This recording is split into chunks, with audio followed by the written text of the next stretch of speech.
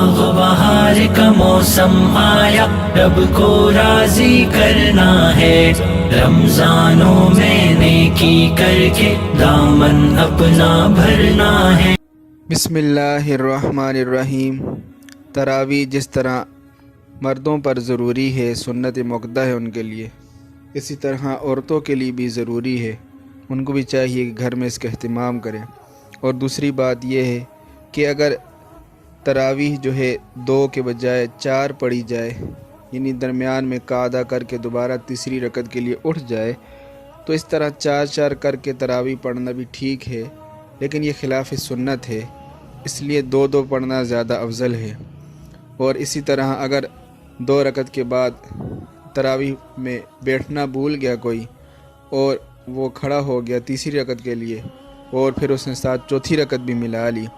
تو اس صورت میں آخری 2 رکعت جو ہیں وہ شمار ہوں گی، پہلی 2 رکعت نہیں ہوگی، کیونکہ آخر 2 رکعت میں قعدہ کیا ہے، پہلی 2 رکعت میں قعدہ نہیں کیا، اس وجہ سے آخری 2 رکعتیں شمار ہوگی، اور پہلی جو 2 رکعتیں ہیں ان میں جو قرآن مجید پڑھا گیا اس کو بھی دوبارہ دہرایا جائے گا۔ اور اسی طرح اگر کوئی شخص مسجد میں آتا ہے اور وہ دیکھتا ہے تراویح کی نماز کھڑی ہے، تو اس کو چاہیے کہ پہلے وہ فرض پڑھے، اس کے بعد 2 سنت پڑھ کے تراویح میں شریک ہو جائے، اور تراویح پڑھے، اور اس کے بعد وتر پڑھ کے جو اس کی تراویح رہ گئی ہے اس کو دوبارہ جو ہے وہ ادا کرے۔ اور اگر کوئی فرض نماز کے بغیر تراویح شروع کر دیتا ہے تو اس طرح اس کی تراویح نہیں ہوگی، کیونکہ فرض پہلے ضروری ہے۔ اور دوسری بات یہ ہے کہ وتر جو ہے وہ اگر جماعت کے ساتھ نہیں پڑھتا، کسی عذر کی وجہ سے اکیلے پڑھ لیتے تب بھی ٹھیک ہے، اور وتر جو ہے اگر تراویح سے پہلے پڑھ لیتا ہے تو پھر بھی ٹھیک ہے، لیکن تراویح کے بعد جس طرح جماعت ہوتی ہے اس طرح ہی پڑھنا افضل ہے۔ اور دوسری بات یہ ہے کہ تراویح کا وقت جو ہے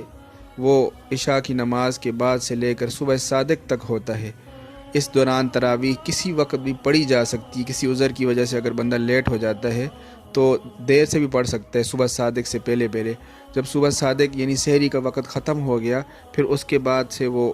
تراویح نہیں پڑھ سکتا، اور نہ ہی تراویح کی قضا ہوتی ہے، بس یہ ہے کہ اس کے بعد وہ استغفار کرتا رہے، اللہ سے معافی مانگے۔ اور ایک بات یہ ہے کہ اگر سفر میں اگر کوئی نکل گیا ہے تو اس صورت میں سفر میں روزہ رکھنا بھی معاف ہے اور تراویح بھی، تو اگر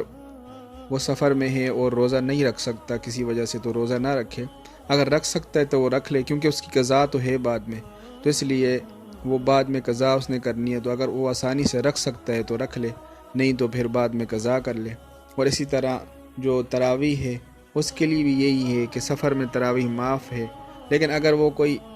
ایسی جگہ پر ہے جہاں پہ وہ آرام سکون سے تراویح پڑھ سکتا ہے تو وہ تراویح پڑھ لے، تو اس کے لیے زیادہ افضل ہے، ثواب